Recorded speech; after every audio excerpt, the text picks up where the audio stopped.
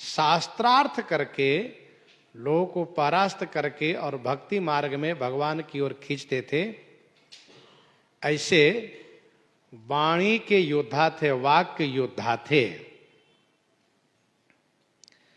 विमुख समूह लैके कियो सनमुख श्याम, अति अभिराम लीला जग विस्तारी है।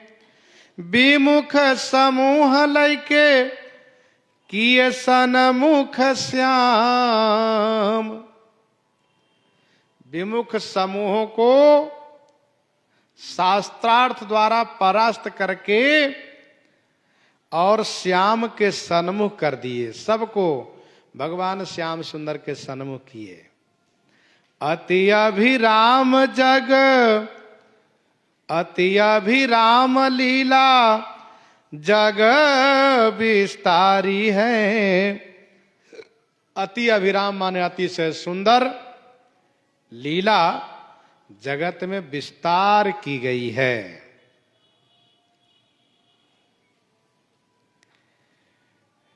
विमुख समूह,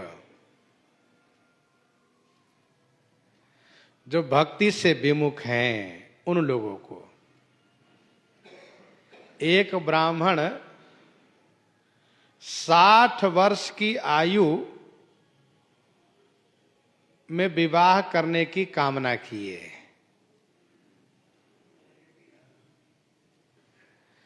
फिर उन्होंने सोचा कि विवाह के लिए धन चाहिए और धन के लिए विद्या चाहिए।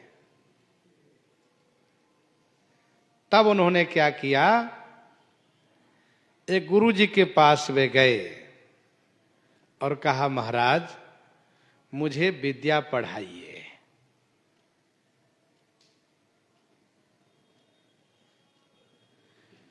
तो 60 वर्ष के हो चुके थे।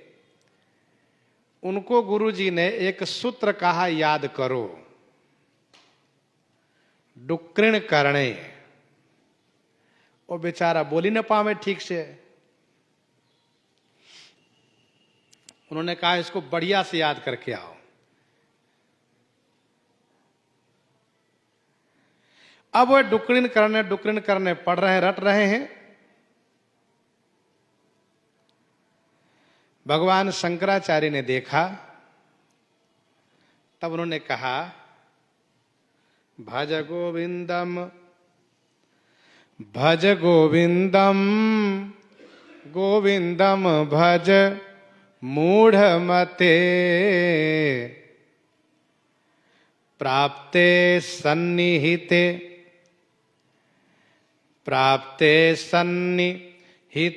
ते मरणे, नहीं नहीं रक्षति डुक्कृण करणे। तू मरने वाला है, तेरी मृत्यु अब निकट आ गई है। ये डुक्कृण करने तुम्हारी रक्षा नहीं कर सकते। अंगम गलितम मुंडम पलितम दसन विहीनम जातम तुंडम, वृद्धो याति गृहीत्वा दंडम तदपि न मुंचात्यासा पिंडम। खूब सुनाए, समझाए, फटकार लगाए और फिर कहा, सुनो, डुक्कृण करने छोड़ दो, गोविंद गोविंद भजन किया करो, भगवान का नाम लो, तुम्हारा लोक भी बनेगा, परलोक भी बन जाएगा, कल्याण हो जाएगा। इस प्रकार से भगवान शंकराचार्य लोगों को भजन करने के लिए उपदेश किया करते थे। अपार संसार समुद्र मध्य समज्जतो में शरणम किमस्ति।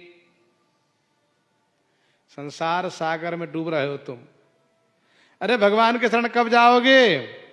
गुरु कृपालो कृपया वदई तत् विश्वेश पादाम्बुज दीर्घ नौका।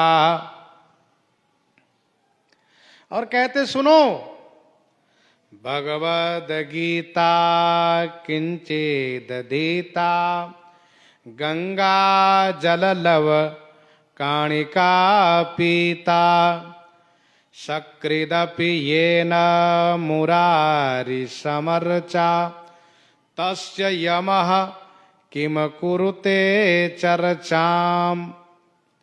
भगवत गीता एक बार थोड़ा पढ़ लो, थोड़ा गंगा जल पान कर लो और भगवान नारायण की थोड़ी पूजा कर लो।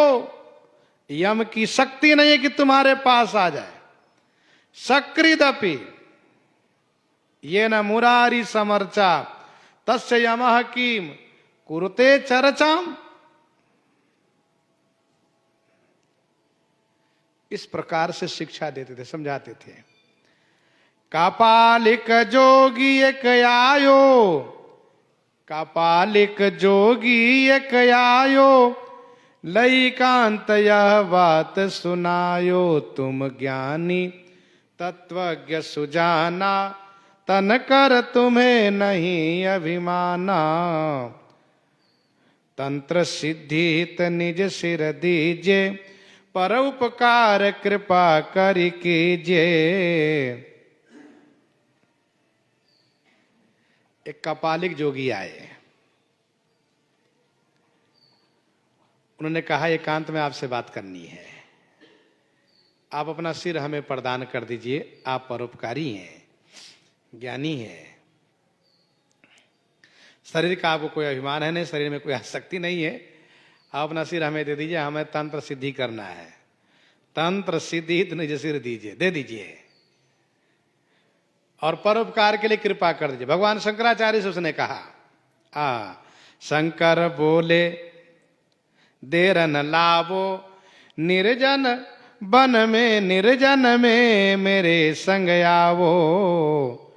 मैं बैठूंगो ध्यान लगाई शीश काट ली जो तुम आई। चलो निर्जन वन में मैं बैठूंगा, ध्यान लगा कर तुम सिर ले लेना। इमि काटत हित शस्त्र उठायो, नरसिंह ने एक दूत पठायो। हति कपाल कही लियो बचाई। नरसिंह का एक दूत आया, भगवान नरसिंह का, और इनको मार करके भगवान शंकराचार्य को बचा लिया। कपाल कही को, उस योगी को मार दिया। शंकर कीरति देवन गाई करत प्रचार चहु दिश छाए। ऐसे भगवान शंकराचार्य धर्म का प्रचार कर रहे थे और शास्त्रार्थ करके उनको परास्त करते थे। लेकिन सेवरा प्रबल बास केवरा जो फैली रहे। गहे नहीं जाहि बादी सूची बात धारी है। सेवरा प्रबल, वह सेवरा कौन? बौद्ध कुतर्की जैन पाखंडी आदि सेवरा, वामार्गी लोग। इन लोगों की प्रबलता ऐसी थी, इन सेवरों की प्रबलता ऐसी थी, सनातन धर्म विरोधियों का समाज इतना प्रबल था, उनका बोलबाला, उनका प्रचार प्रसार इतना प्रबल था कि बास केवरा ज्यों, ज्यों माने जैसे केवला पुष्प की सुगंध दूर दूर तक जाती है, उसकी खुशबू दूर दूर तक जाती है, लोग प्रभावित होते समझ जाते केवरा का पुष्प है, वैसे ही इन सेवरा का प्रभाव था। फैली रहे माने फैला हुआ था प्रभाव इनका। गहे नहीं जाई, जल्दी ये नहीं पकड़ में आते थे। कैसे? बाद माने शास्त्रार्थ से भी जल्दी पकड़ में नहीं आते थे। तो सूची बात धारी है, तब इन्होंने सूची माने सुंदर पवित्र बात को हृदय में धारण किया। उसी क्रम में मंडन मिश्र जी, ये भी सनातन धर्म के विरोधी थे और उस समय बहुत बड़े विद्वान थे। मंडन मिश्र जी अपने समय के बड़े उद्भट और विश्वविख्यात विद्वान थे, मिथिला जी में रहते थे। भगवान शंकराचार्य उनके पास पहुंचे। जिस गांव में रहते थे उन गांव का नाम था माहिष्मती। ये बौद्ध धर्म के अनुयायी बन गए थे मंडन मिश्र जी। मंडन मिश्र जी से मिलने के लिए भगवान शंकराचार्य जी आगे बढ़े तो कुआं पर देखा कुछ माताएं पानी भर रही थी। तो भगवान शंकराचार्य जी ने उनसे पूछा, मंडन मिश्र जी का घर कहाँ है? संजोग की बात यह थी कि वह मंडन मिश्र के घर की दासी ही थी। तब कुआं से ही पानी भरने की परंपरा थी, कुआं से पानी भर के लाया जाता था। भगवान शंकराचार्य जी ने पूछा, मंडन मिश्र का घर कहाँ है? तो उस दासी ने संस्कृत के मंत्रों में मंडन मिश्र जी का परिचय देते हुए कहा कि आप जिनके द्वार पर तोता के द्वारा वेदांत श्रवण करिएगा वही मंडन मिश्र जी का घर होगा। तो उनका तोता भी वेदांत सुनाता है। कहां? महाराज अमुक जगह से ऐसे अमुक रास्ता है, आप जाएं वहां और आप सुने। तब तो भगवान शंकराचार्य के मन में और कुतूहल हुआ। जहां की दासी धारा प्रवाह संस्कृत बोलती हैं, धारा प्रवाह संस्कृत बोलती हैं, श्लोक में परिचय देती हैं। और दूसरी बात है कि जहां के तोता मैना वेदांत की बात करता हो, चले पहुंचे। सचमुच देखा तोता मैना का संवाद हो रहा है, वेदों पर चर्चा हो रही है। वेद अपने आप में प्रमाण है कि इसका कोई और प्रमाण है, ये चर्चा हो रही तोता मैना में। तो माना भगवान शंकराचार्य ने की है तो विद्वान। फिर तो भगवान शंकराचार्य जी में और मंडन मिश्र जी में शास्त्रार्थ की बात आई। भगवान शंकराचार्य जी ने कहा, हम शास्त्रार्थ करने आपसे आए हैं, शास्त्रार्थ करेंगे। कहा ठीक है, बिल्कुल हम तैयार हैं आपके साथ शास्त्रार्थ करने के लिए। मंडन मिश्र जी ने कहा कि हम दोनों जब शास्त्रार्थ करेंगे तो दोनों के बीच निर्णय करने वाला कौन होगा? हम अपनी अपनी बात तो कहेंगे, हम जब कहेंगे तो कहेंगे हमारी बात सत्य, आप कहेंगे तो आपकी बात, अपनी बात सत्य कहिएगा। लेकिन किसकी बात सत्य है, किसकी बात सत्य नहीं है, कौन सही कह रहा है, कौन गलत कह रहा है, निर्णायक जज कौन होगा? भगवान शंकराचार्य जी ने कहा, आपकी धर्म पत्नी भारती जज का काम करेंगे, वही निर्णय करेंगे। कहा ठीक है। भगवान शंकराचार्य जी ने यह कहा कि विद्वान पक्षपात नहीं करता, इसलिए हमें आपकी धर्म पत्नी पर भरोसा है, वह उचित निर्णय करेंगी। शास्त्रार्थ शुरू हुआ। यह नियम हुआ कि जब शास्त्रार्थ खत्म हो तो निर्णय निश्चय पर न पहुंचने पर, एक निर्णय न होने के कारण भारती जी भगवान शंकराचार्य जी को कहती थी कि आप जाइए भिक्षा लेने के लिए, और मंडन मिश्र जी से कहती थी चलिए प्रसाद ग्रहण कीजिए, फिर कल शास्त्रार्थ होगा। निर्णय नहीं हुआ अभी, ऐसा कहा। इसी क्रम में चलता रहा। एक दिन भारती जी ने मंडन मिश्र जी को कहा कि आप भी जाइए भिक्षा लेने के लिए। भगवान शंकराचार्य जी ने कहा क्यों? तो भारती जी ने कहा कि आज इनका पक्ष कमजोर है, आज ये मेरे स्वामी परास्त हुए हैं, इसलिए इनको भिक्षा लेने जाना पड़ेगा। क्योंकि उसमें शर्त यह रखा गया है कि जो हारेगा वह दूसरे को चेला बनेगा, जो हारेगा वह चेला बनेगा, शिष्य बनेगा, ये शर्त रखा गया है। तो भगवान शंकराचार्य ने कहा कि अब तो आपके स्वामी हार गए, अब हार गए तो शिष्य बन जाएं, मेरी बात को स्वीकार करे, जो मैं कह रहा हूं उसको माने। तो भारती ने कहा नहीं, मैं इनकी अर्धांगिनी हूं, इसलिए अभी मेरे स्वामी का हारना माना नहीं जाएगा, इसलिए मैंने भिक्षा लेने को कहा। कल मेरे साथ आपका शास्त्रार्थ होगा और यदि मैं हार जाती हूं तब हम शिष्य बनेंगे हम दोनों। भगवान शंकराचार्य ने कहा ठीक है, स्वीकार है हमें। फिर शास्त्रार्थ शुरू हुआ। भारती जी ने प्रश्न कुछ ऐसे रखा जो भगवान शंकराचार्य के अनुभव के बाहर का विषय था। भारती जी ने प्रश्न रखा है स्त्री पुरुष के सहगमन के संदर्भ में। भगवान शंकराचार्य जी नैष्ठिक ब्रह्मचारी हैं, इसलिए इन्होंने उस संदर्भ में यह कहा कि मैं आपके प्रश्नों का उत्तर दूंगा, इसके लिए मुझे समय चाहिए। मैं 6 महीने का समय आपसे लेता हूं, इसके बाद आकर के आपको उत्तर दूंगा। कहा ठीक है।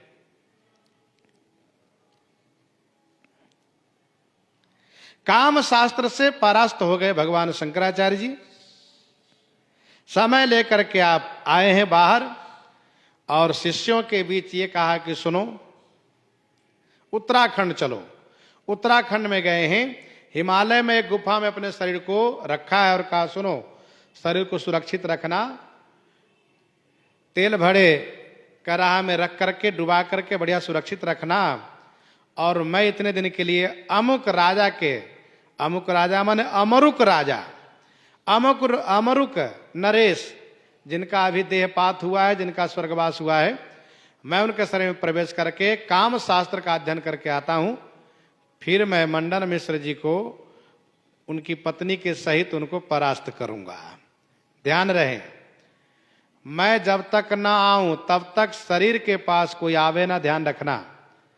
दूसरी बात, यदि आने में मुझे देरी हो तो आप वहां आकर के और मोह मुदगर श्लोक सुनाना। तजी के शरीर काहू निरप में प्रवेश कियो, दियो करी ग्रंथ मोह मुदगर सुभारी है। तजी के शरीर को परित्याग किए उत्तराखंड में एक गुफा में, हिमालय की गुफा में, और नृप काहो नृप में प्रवेश कियो। काहो नृप माने अमरुक नरेश के शरीर में प्रवेश कर गए और शिष्यों को मोह मुदगर नामक ग्रंथ दिए। मोह मुदगर ग्रंथ का श्लोक सब ऐसा है कि मोह को मारने के लिए मुदगर के समान श्लोक है उसमें, इसलिए उसका नाम रखा है मोह मुदगर। मोह ममता को मारने के लिए उसका एक एक मंत्र मुदगर के समान है। नार्य स्तन भर नाभि देशम दृष्टवा मागा मोहावेशम, ये तन मांस वसाद विकारम मनस विचिंते बारंबारम। ये उसी मोह मुदगर का भी श्लोक है। नार्य स्तन भर नाभि देशम दृष्टवा मागा मोहावेशम, ये तन मांस वसाद विकारम मनस विचिंते बारंबारम। अमरुक राजा के शरीर में प्रवेश कर गए। शिष्यानी सो कहो कभू देह में आवेश जानो। शिष्य से कहा सुनो, कभी तुम ये समझना कि मुझे वो शरीर में ममता हो गई है, आवेश जानो माने प्रेम जानना, तो तब ही बखानो आए, तब चले आना और आकर के यही श्लोक पढ़ना शुरू करना, फिर मैं शरीर छोड़ के चला आऊंगा। शरीर में ममता हो ही जाती है, शरीर में ममता हो ही जाती है।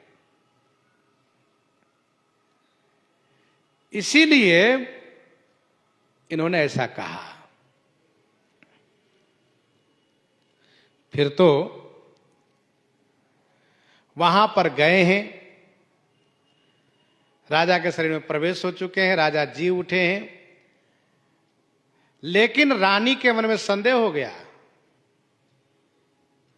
उनके व्यवहार क्रियाकलापों से लगा कि शरीर तो मेरे स्वामी का है, लेकिन जीवात्मा मेरे स्वामी का नहीं है, क्योंकि हर बातें अनभिज्ञता पूर्वक करते हैं, जैसे कि उनको जानकारी ही ना हो, कुछ मालूम ही ना हो। रानी ने अपने गुप्तचरों को सब जगह भेजा, कहा सुनो, जहां कहीं किसी गुफा, वन, नदी किनारे, किसी भी क्षेत्र में कोई शव पड़ा हुआ दिखाई पड़े, कोई मृत शरीर दिखाई दे, चाहे वो जोगी हो, महात्मा हो, ऋषि हो, मुनि हो, कोई भी हो, उनके शरीर को लेकर के तुरंत जला देना, यह आदेश हुआ। एक कथा तो यह भी है कि खोजियों ने खोज लिया और भगवान शंकराचार्य के शरीर को चिता पर चढ़ा दिया। शिष्य लोग दौड़ते हुए आए राजमहल में, मोह मुदगर मंत्र पढ़ना शुरू किए और कुछ शिष्य लोग वहां चिता के पास बैठ करके वहां पर वह मंत्र पढ़ना शुरू किए जिससे अग्नि शांत हो जाए, अग्नि शीतल हो जाए। ऐसी भी कथा है। दूसरी कथा यह है कि नहीं खोज पाया और इधर देरी हो रही थी, तब भगवान शंकराचार्य के शिष्यों ने जाकर के राजमहल में मोह मुदगर का पाठ करना शुरू कर दिया। मोह मुदगर का पाठ करना शुरू किया। शिष्य ने सो कयो कभू देह में आवे से जानो, तब ही बखानो आए सोनी की जे न्यारी है।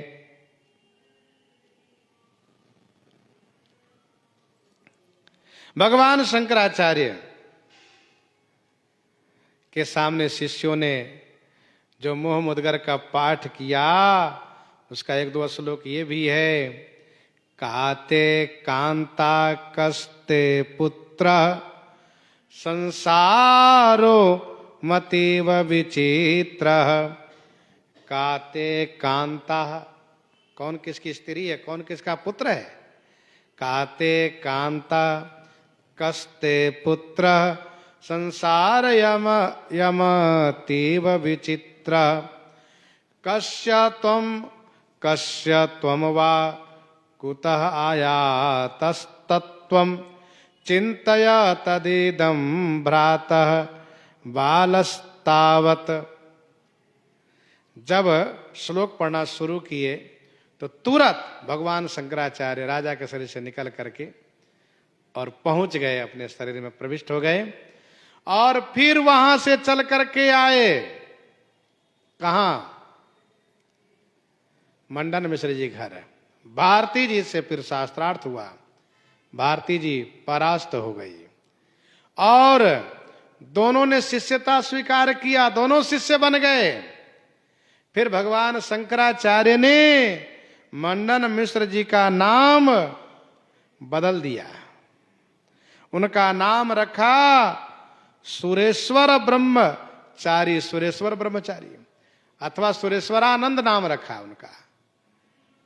मंडन मिश्र जी का नाम सुरेश्वरानंद जी रखा और फिर उनको सनातन धर्म से जोड़ा और कहा भगवान का भजन करिए और कराइए। इस प्रकार की कथा है। कवित्व में कुछ और बातें आगे वर्णित है, सो आगे श्रवण करेंगे। इन्हीं के साथ सीताराम सीताराम सीताराम सीताराम सीताराम।